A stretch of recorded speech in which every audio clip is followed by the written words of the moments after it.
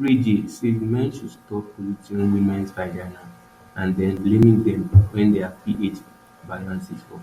You brothers out there, because he says you brothers are messing up the pH balance for these women, and you are causing stinky vagina. Well, no, it's just a casual convo that men have about certain things and certain, I guess, experiences that they have with whoever they with.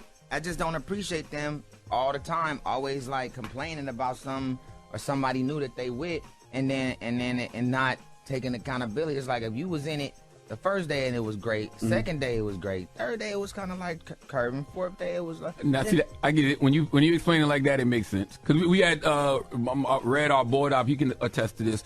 Two of our homies up here that work here, Sim and Sid, they were having this discussion. The same exact discussion about when a woman has body odor and experiences body odor. A lot of times it's because of what the man is doing. Correct.